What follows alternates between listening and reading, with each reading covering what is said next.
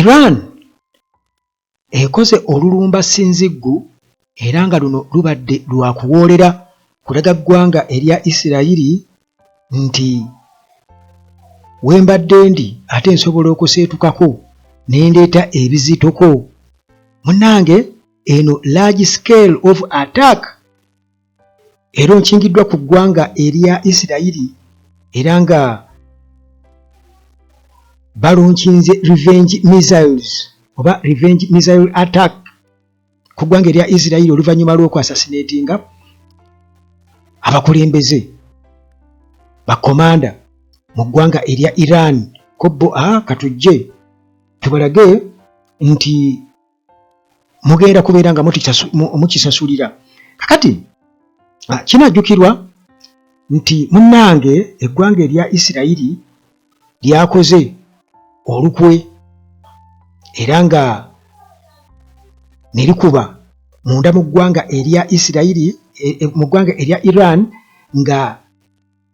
litagetinga obukulembeze bwayo era nga March 16 ne 17 Ali Larijani ono yabadde akulira Supreme National Security Council yattiddwa mu air strike wamu ne Golamereza Suleimani ono abadde komanda owa Basji Resistance Force okukosa ne Ismail Katibu ono yabadde intelligence minister owa Iran. Bano bonna bonsatule battiddwa mu air strikes ezakoleddwa eggwanga erya Isirayiri naku z'omwezi 16 ne 17 omwezi ogwokusatu. Kakati assassinations zino okutibwa kw'abakugu kuno ne kulabika nga kaakati kwe kukyasinze mu kuliwo okuva lwe batta Ali Khamenei mu mwezi ogwokubiri. Munnange ko eggwanga erya Iran jukire mabegako libadde lyakasaba okula zimizairo ziri ezizitowa kilo 1000 eza ttani nga ziriko bu clusters obumansuka nabwo nga ate bukuba bubi nnyo bonna we bukagudde. Kaakati munnange Iran bwetyo eraze nti mwe mulowooza nti twabadde kakati okusinziira munnange ku mawulire galaga nti Iran yalonkinze mu ngeri y'okwesasuza missile assault ku ggwanga erya Isirayiri era nga kino operation eno bagiyise revenge okusasula okuwoolera kukutta senior security figures omuli Ali Larijani era nga munnange bunkenke bwennyini mu region bweyongedde okubeera nga bwescalatinga. Kakati munnange overnight attack twalabye nga Iran muganda wange edeployinga advanced multi warhead missiles nga batagetinga central parts ez'omu Isirayiri mu masekati g'eggwanga erya Isirayiri era nga strikes zino zakubye ebitundu okulinaana Ramat Gan okulinaana Tel Aviv era nga abantu babiri kigambibwa okuba nti battiddwa mu ggwanga erya Isirayiri ate abaana ne bagendera ku bisago eby'amaanyi era nga okusinziira ku mawulire local reports mu ggwanga erya Isirayiri galaga nti wabaddewo damage eya ddala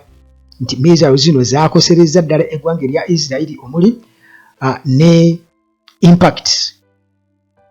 kwegamba okulingana train station e Tel Aviv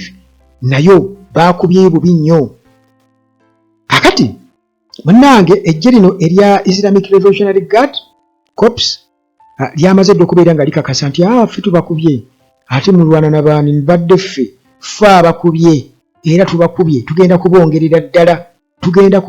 ddala era nga bino muganda wange biriwo ebyokubeera nti nno mwatemudde Larijani n'abalala. Newankubadde eggwanga erya Iran lyasooka kukozesa byakulwanyisa bikadde ndowooza baali bakimanyi nti olutalo lugenda kuwanvuwa n'olw'ensonga eyo kabasooke bajjewo sitooko enkadde. Tituyinza obutafuna mukisa ate kwengejinga mu lutalo nga luno. Kati soke tugyewo ebikadde, soke tubayo ebikadde. Munnange Iran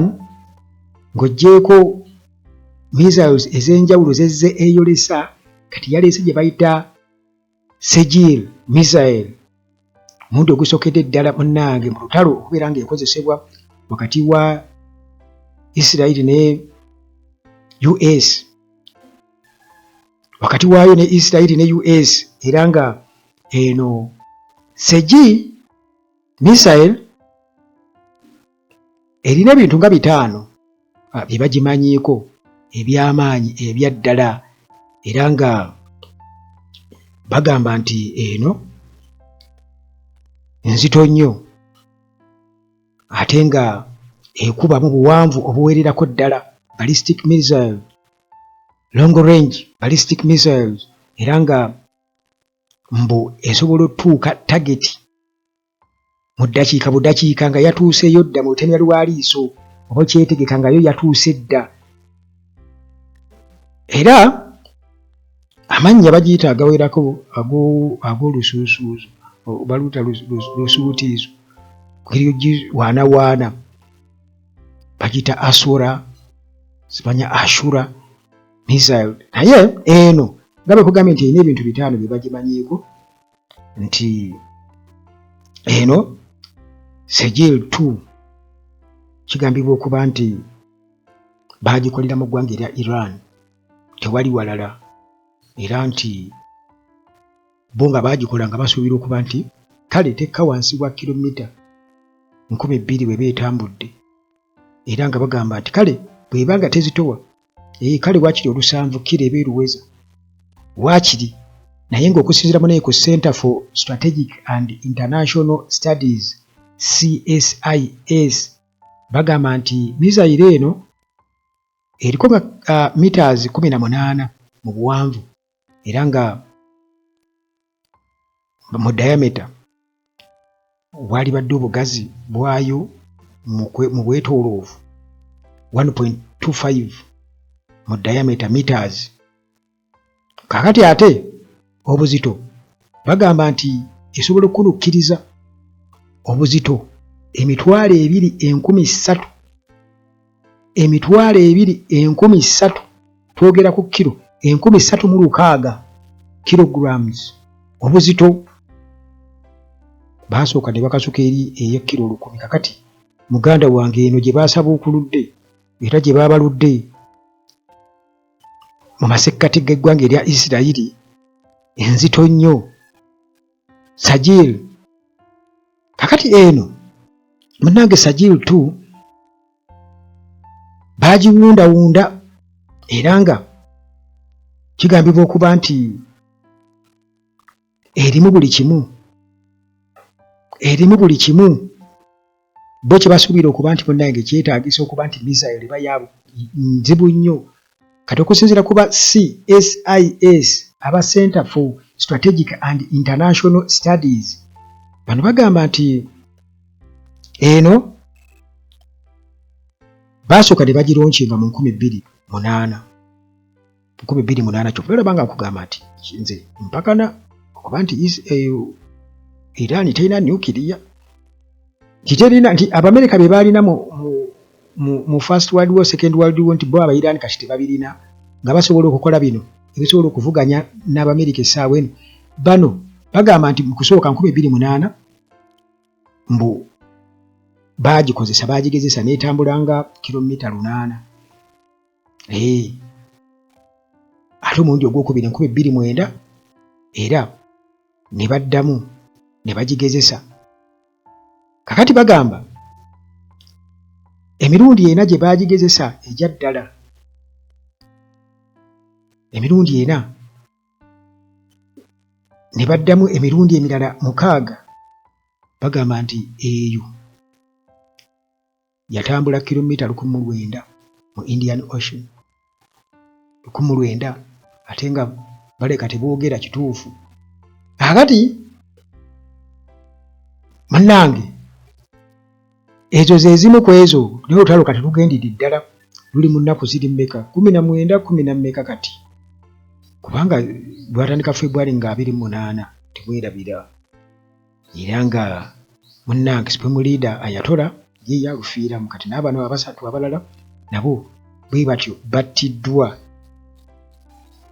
Iran egamba teri byakuteesa, emmundu erina okutokota paka lasiti, erina okutokota paka lasiti. Kale munnange byebyo ebitonotono naye nga gwe kyoba omanya nti bwabadde bulumbaganyi kwabadde kwesasuza kw'amaanyi ennyo. Iran ng'egamba nti mugenda kubeera nga ate muttabusi bantu baffe ffe nga kwegamba tetubaddiza. Ensonga ki gyemuwa gye muyinza okwesigamako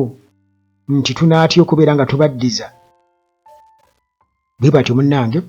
baabaddiza era nga oluvannyuma lwa Ali Larijani nga ono Supreme National Security Council abadde akulira abadde head bwatu bamusse ate nga ne Choramereza Suleimani commander owa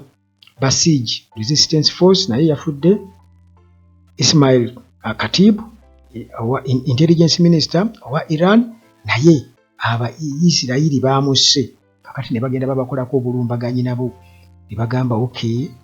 katujje mu bulumbaganyi obwa revenge ne bajja ne babalagako era omuliro ne gukwata mu Isirayiri muganda wange nga bwe gwakutte Teheran abasajja nga Abaisirayiri bayifudde ekirala bwe gutera bwe gwakutte sayidi yeeri ebya air defense system muganda wange kyeka babirekera bu drone ziba zitawa zikwatagana nabo nga eri bo ziri lugogoma ziyitawo buyisi muganda wange